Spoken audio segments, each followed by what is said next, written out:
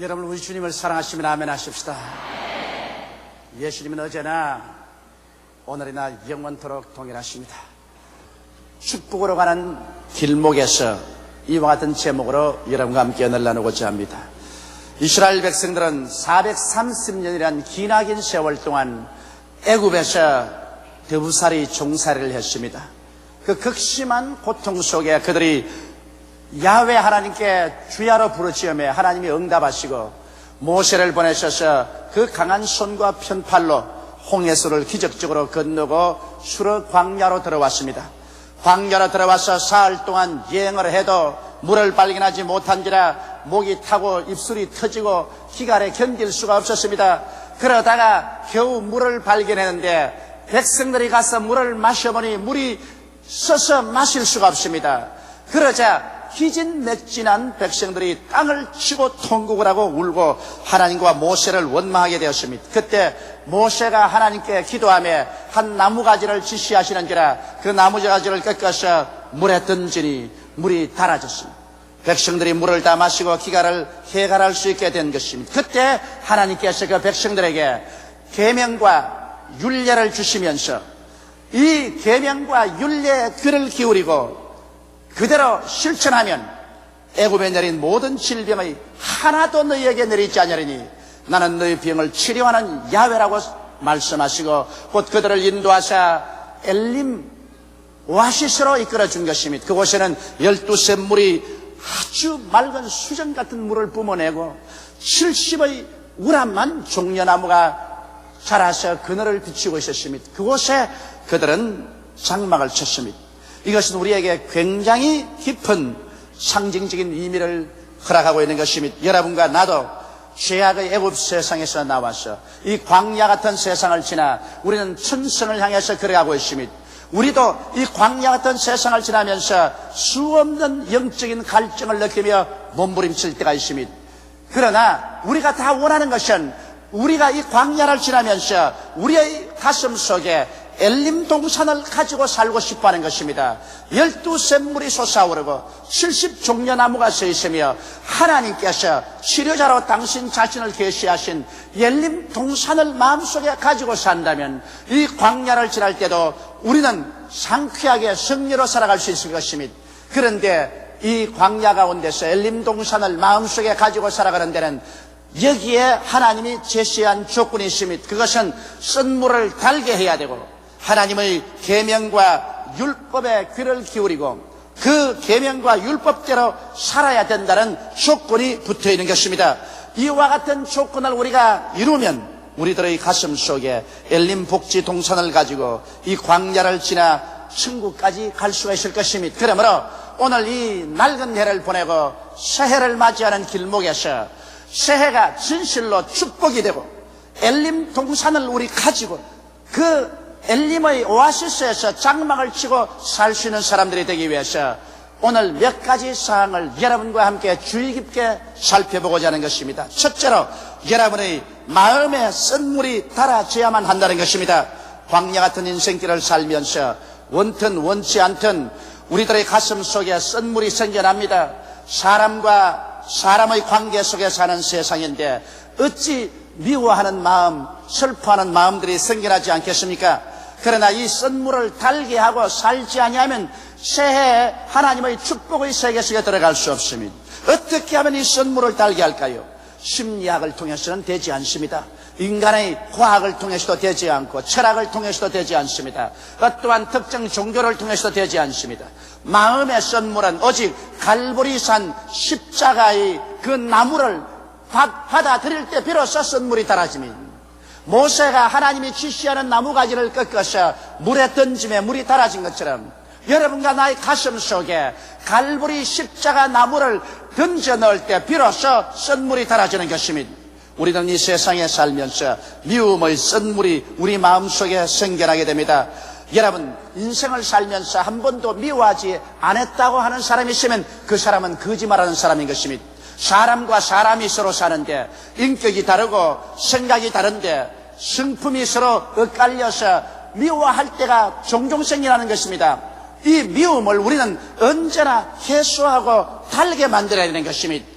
약한 미움은 쉽게 사라질 수 있지만 우리 마음속에 깊은 원한에 사무치게 되면 그 원한의 미운 썬물은 쉽게 달아지지 않습니다. 오직 이 미운 썬물을 달게 하려면 갈보리 십자가 밑에 와서 엎드리는 도리밖에 없습니다. 예수 그리스도의 십자가를 바라볼 때 나같이 하나님을 거역해서 죄를 짓고 거역하고 반역한 하나님과 원수된 사람을 위해서 하나님이 그 아들 예수님을 보내시사 양손과 양발에 베못을 받게 하시고 몸짓고 피를 흘려 우리를 용서하게 사랑해준 그 큰 용서와 사랑을 마음속에 받아들일 때 우리 마음속에 새로운 부담이 생기는 것입니다. 이것은 내가 이처럼 용서받고 사랑받았으므로 나도 나에게 죄 지은 자, 내가 미워하는 자를 용서하고 사랑해야만 되겠다는 마음의 부담인 것입니다. 여러분, 진실로 예수 십자가 밑에서 하나님의 용서와 사랑을 받은 사람이 나에게 죄 지은 자를 용서하고 사랑할 수 없다면 그는 예수 그리스도를 믿었다고 할 수가 없습니다. 그의 가슴 속에 진실로 예수의 십자가를 던져서 미움의 썬물이 달아졌다고 볼 수가 없습니다. 내가 마음속에 용서와 사랑을 받은 사람은 반드시 내 이웃을 용서하고 사랑해야 될 부담과 책임을 가지게 되는 것입니다. 그러므로 십자가 이외에는 미움의 썬물을 달게 할 수 있는 근거가 될 수가 없습니다. 나는 최근에 비극적인 이야기를 들었습니다. 내 둘째 아들 사무엘의 친구인데 학교에 갔다가 상급생이 격려 잘 안 한다고 잡아서 때려서 죽여버리고 말았습니다. 고등학교 2학년까지 자랐는데 그 아들이 어머니 학교 갔다 오겠습니다 하고 학교에 가서 그날로 시체가 되어서 집에 돌아오니 그 아들을 본 부모의 감정이 어떻겠습니까? 도대체 요새 학교가 공부를 가르치는 곳인지 사람 잡는 도살장인지 이런 일들이 한두 곳이 아닙니다. 이렇게 인생이 살벌해집니다. 그래 죽은 아들의 시체를 집에 갖다 놓고 그 아버지가 장사차 뉴욕에 가 있는데 아버지에게 연락을 했었습니다.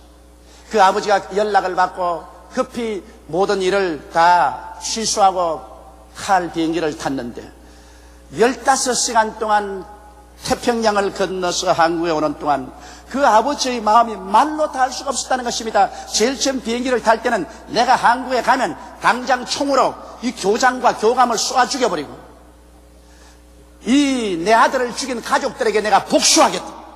이럴 수가 있느냐. 내가 금지 옥여버려 길러 이제 다 키워놓은 자식을 그래 공부하러 학교 보냈지 죽으라고 보냈냐. 나 가만 안 두겠다. 그러다가 비행기가 태평양 위를 날아오니 그는 다른 데 갈 수도 없고 자리에 앉아서 또 기도를 합니다. 그는 예수를 믿는 분입니다. 하나님 아버지, 이 일을 어떻게 합니까? 이 일이 어떻게 내 가정에 생겼습니까? 도대체 내가 무슨 죄를 지었기에 일이 생깁니까? 그러자 그는 십자가 밑에 자기가 엎드리는 환상을 볼 수밖에 없었습니다. 나 같은 죄인을 위해서 하나님은 그 외아들을 보내서 십자가에 몸짓고 피 흘려 죽으셨으니 하나님의 마음이 여부 고통스러웠습니다.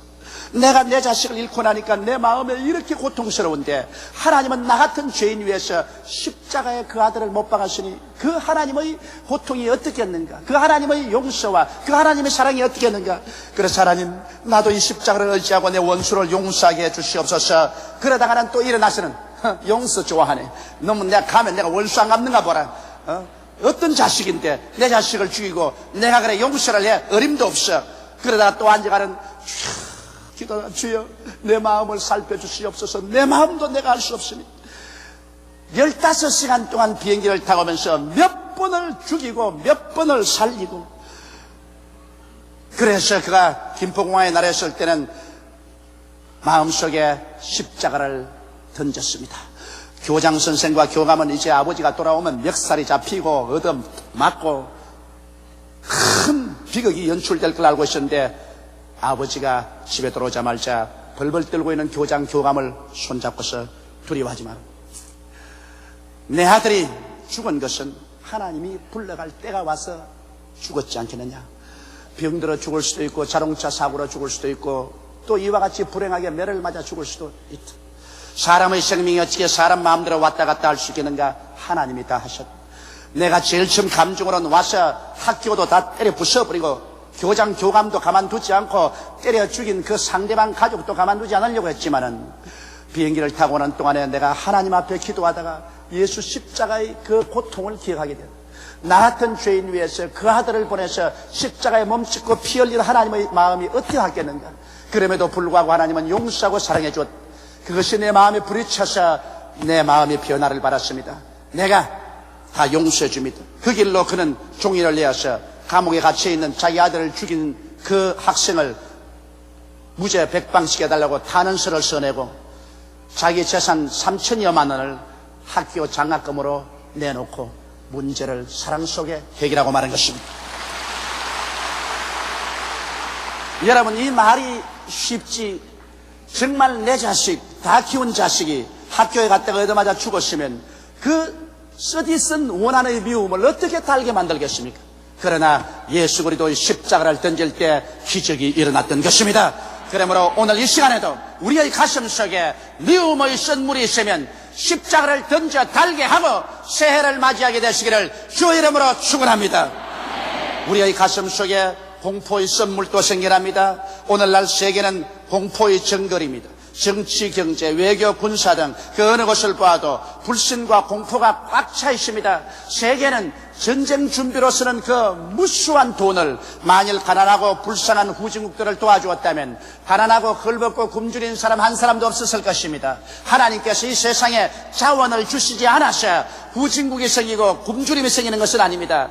얼마나 풍성한 자원을 주셨음에도 각 나라마다 공포심 때문에 이 자원으로 막대한 돈을 사용해서 군비 경쟁을 하고 있는 것입니다.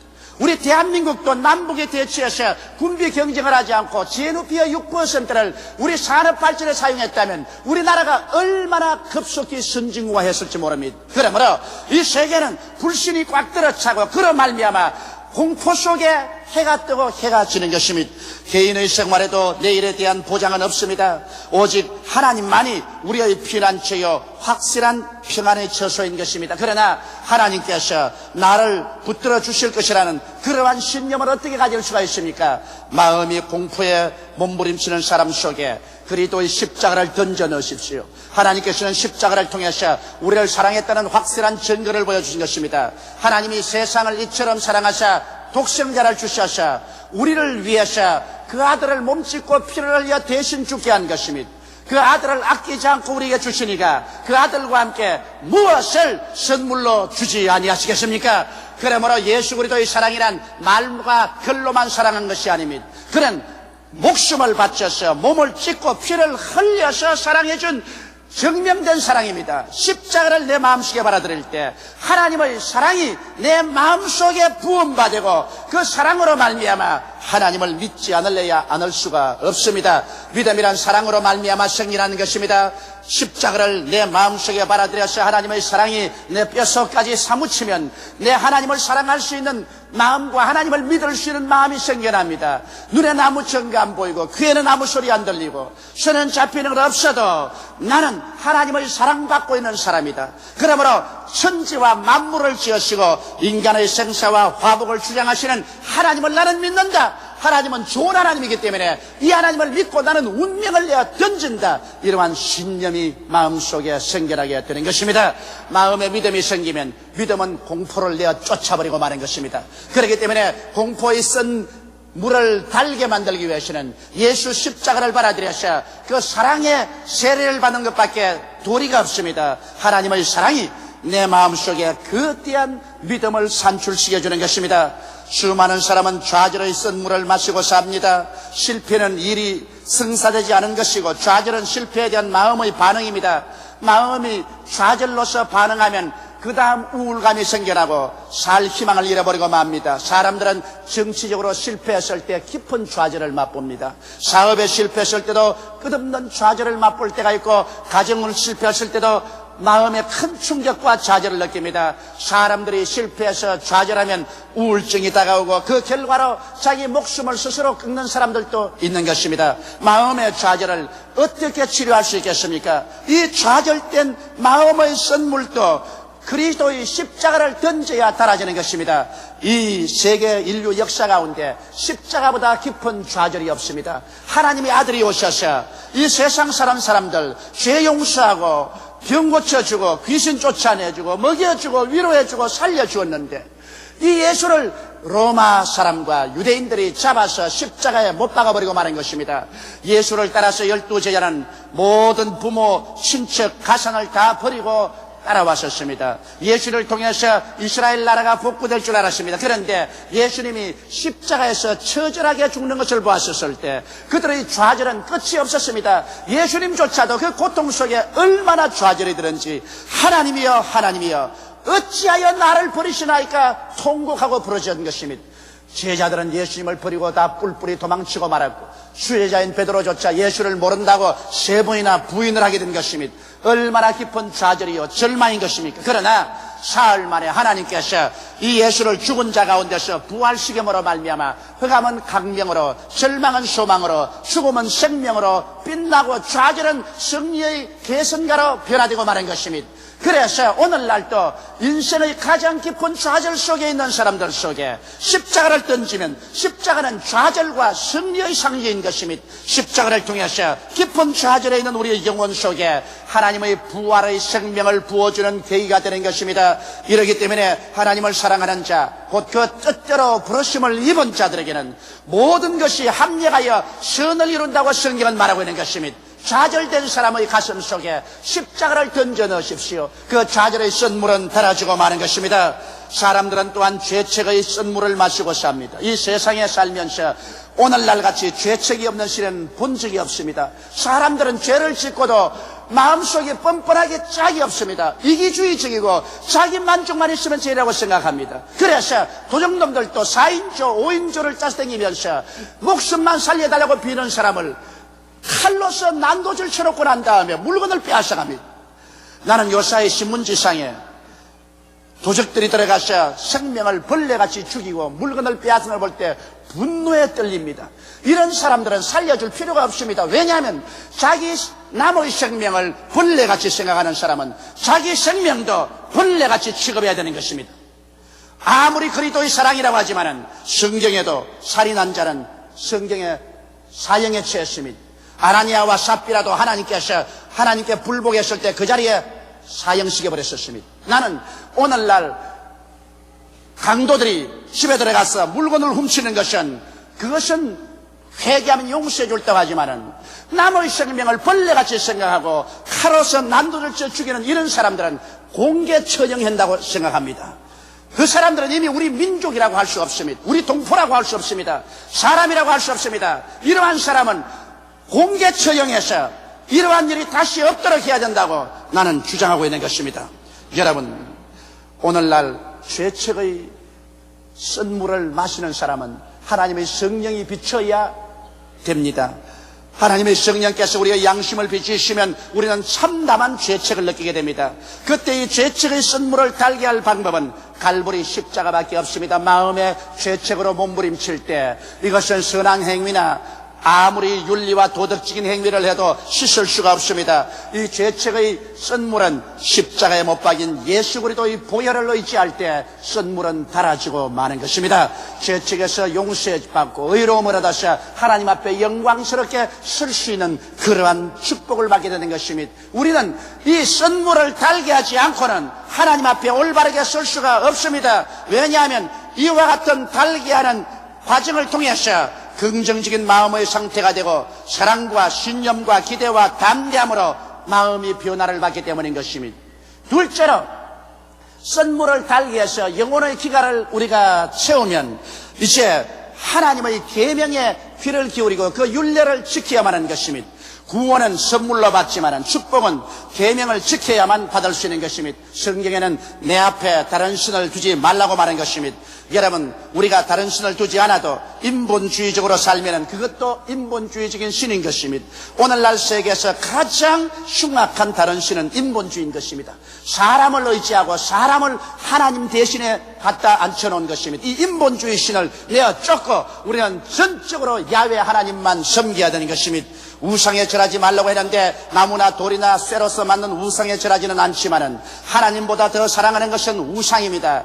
내 지위나 명예나 권세나 돈이나 쾌락을 하나님보다 더 사랑하면 이것은 당연히 우상 숭배인 것입니다. 그러므로 오늘 예수 믿는다고 하면서 우상에 절하는 사람이 수없이 많습니다. 우리는 이런 우상을 다 내어 쫓고 마음을 다하고 뜻을 다하고 정성을 다하고 목숨을 다하여 주 하나님을 사랑하는 사람들이 되어야 되는 것입니다. 하나님의 이름을 망령되이 부르지 말라고 하셨습니다. 하나님의 이름은 천지와 만물을 지은 이름이니 우리가 그 이름을 경외하고 예배해야지 하나님의 이름을 장난삼아 사용해서는 안 됩니다. 안식일을 거룩히 지키라고 했습니다. 안식일은 개인의 오락을 취하지 말아야 됩니다. 안식일은 하나님을 섬기고 하나님을 생각하는 분위기를 만들고 살아야 되는 것입니다. 개인적인 쾌락과 오락을 취하는 안식일을 만들어서는 안 될 것입니다. 내 부모를 공경하라고 말했습니다. 오늘날 우리들은 부모를 공경하지는 못할지언정 마음속에 부모를 미워하고 욕하는 일은 하지 말아야 되는 것입니다. 수많은 사람들이 그들 마음속에 부모에 대한 원망과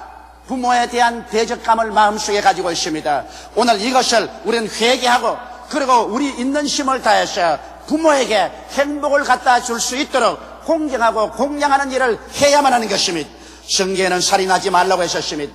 여러분 오늘날 살인이 너무나 흥행합니다. 수많은 사람들이 쉽게 싸움하면 쳐서 죽여버리고 도적들도 물건만 훔치면 좋은데 사람을 살인합니다. 여러분 1년에 우리 한국에 낙태되어서 죽는 어린 아기 수가 약 150만 명이나 됩니다. 여러분 그것은 살인이 아니라고 생각합니까? 150만이나 되는 어린아이가 이 세상 햇빛을 보지 못하고 자기의 의지가 아닌 부모 의지 따라서 칼을 발아서 난도질을 쳐서 죽임을 당합니다. 오늘 이것 때문에 하나님의 진노가 이 세상에 임하실 것입니다. 낙태는 무서운 죄입니다. 이것은 공인된 살인인 것입니다. 이런 살인을 하고도 하나님 앞에 축복을 받을 것이라고 생각하는 것은 어느 도단인 것입니다.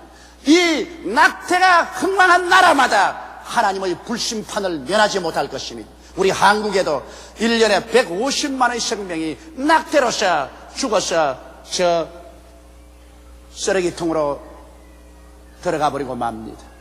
오늘 여러분 우리는 낙태의 죄를 회개해야 합니다. 사람들은 죄를 짓고도 회개만 하면 괜찮을 것이라 생각하는데 죄는 회개하면 용서받지만은 그러나 죄의 값은 지불해야 되는 것입니다. 그렇기 때문에 수많은 여성들이 암에 걸리거나 불치의 병에 고생하는 것은 이 낙태의 죄 때문에 그런 것입니다. 이 낙태를 하지 말아야 되는 것입니다. 이것은 살인죄인 것입니다. 성경에는 간음하지 말라고 말했습니다. 다윗은 우리아의 아내 밧세바를 취하여 간음했습니다.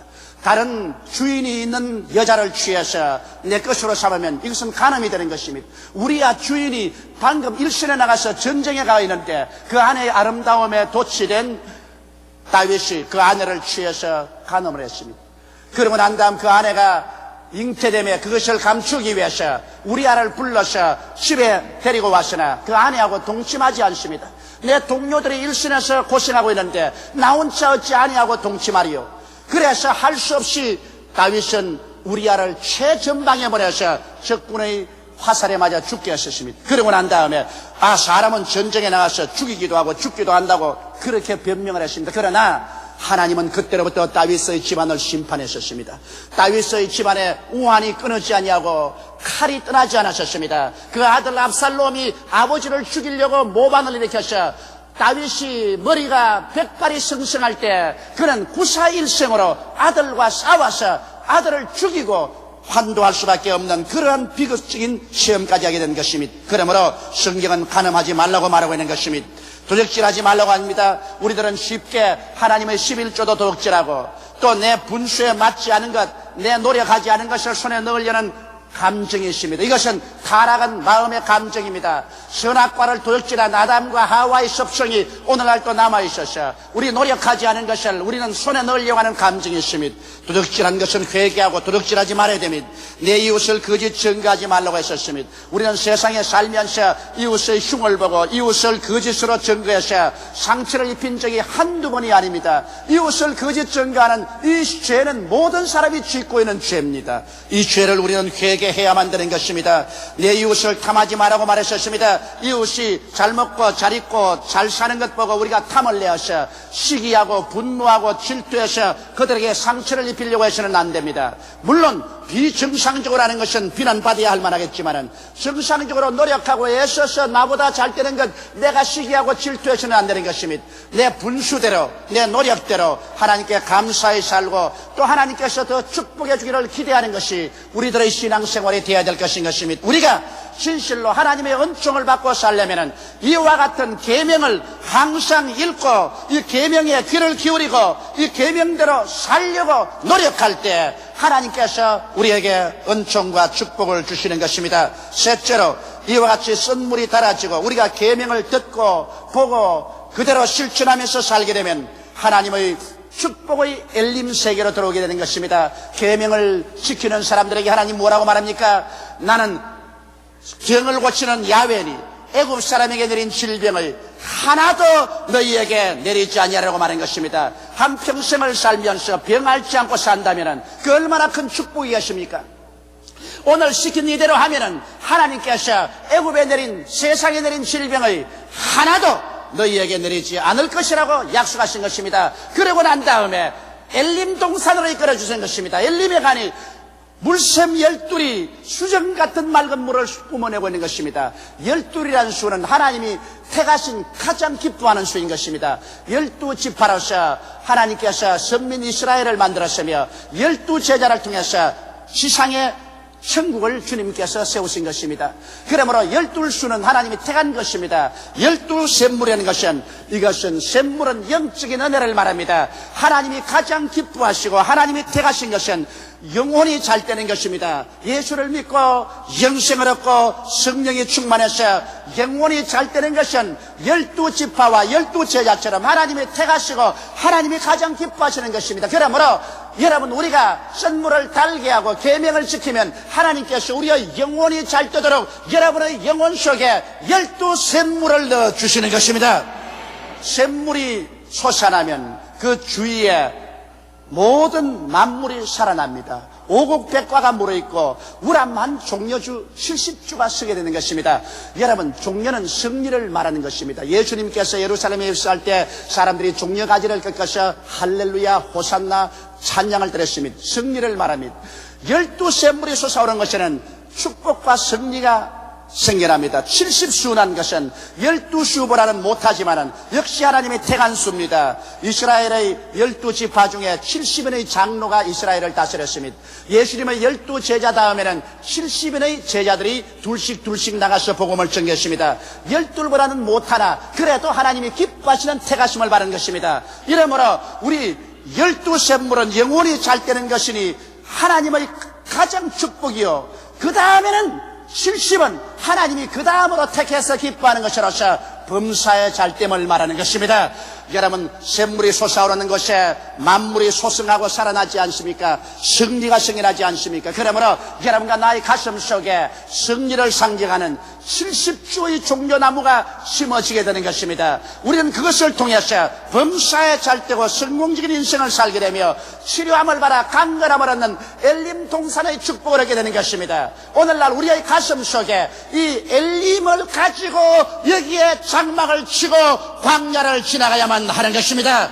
엘림이 없이는 살아갈 수가 없습니다. 영혼이 잘 되어야 되는 것입니다. 그 다음 범사가 잘 되어야 되는 것입니다. 그 다음 강건함을 입는 삼박자 축복을 받아야 되는 것입니다. 오늘 하나님께서는 여러분과 내가 쓴 마음을 십자가를 통해서 달게 변화시키고 우리의 생활 가운데 하나님의 십계명을 보고 듣고 십계명을 힘차게 실천해 나가면은 우리 하나님은 기뻐하셔서 여러분과 나를 이끌어서 엘림 동산에 장막을 치게 만들어주는 것입니다.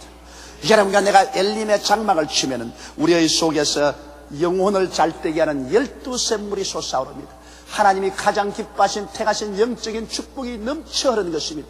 그리고 그 영적 축복과 함께 그 다음 하나님이 두 번째로 택하시고 기뻐하시는 70의 종려나무, 승리의 생활, 축복의 생활이 따라옵니다. 범사가 잘 됩니다. 가정과 생활이 성공적으로 이끌어 나갈 수가 있는 것입니다. 그리고 하나님은 여러분과 나의 치료하는 야훼가 되셔서 애굽에 내린 모든 질병을 제하시고 또 병들었으면 하나님이 손내어서 고쳐주어서 건강을 가지고 이 광야 같은 세상을 승리로 살아갈 수 있게 이끌어 주시는 것입니다. 그러므로 오늘 낡은 해를 보내면서 우리는 우리 자신을 살펴서 정비하고 새해에는 우리 마음속에 진실로 물샘 12과 종려 70주를 가지고 치료하는 하나님을 모시고 거기에 장막을 치고 살아나가는 여러분 각자가 되시기를 주 예수 이름으로 축원합니다. 다 같이 고개숙여 기도드리겠습니다. 전능하시고 거룩하신 우리 아버지 하나님, 우리는 이 세상에 살면서 수많은 기가를 체험했습니다. 우리는 목마르지만은 썬물밖에 얻은 것이 없습니다. 썬물을 달게 할 줄도 모르고, 그리고 하나님의 축복이 있는 줄은 알지만은 어떻게 축복의 동산에 들어가는 줄도 모르고 방황할 때가 많았습니다. 오늘 이 시간 아버지 간구하오니 우리 마음의 썬물은 예수 그리스도의 십자가를 통하여 달게 만들고 하나님의 계명을 지킴으로 말미암아 엘림 동산으로 들어가게 도와주시옵소서. 이 사막 같은 광야 세상에서도 오중복음과 삼박자 축복의 엘림 동산이 있다는 것을 알게 도와주시옵시고, 그곳에 영혼이 잘됨같이 범사에 잘되며 강건하고 생명을 얻되 넘치게 얻는 삶이 있다는 것을 알게 도와주옵소서. 예수님 이름 받들어 기도드리옵나이다. 아멘.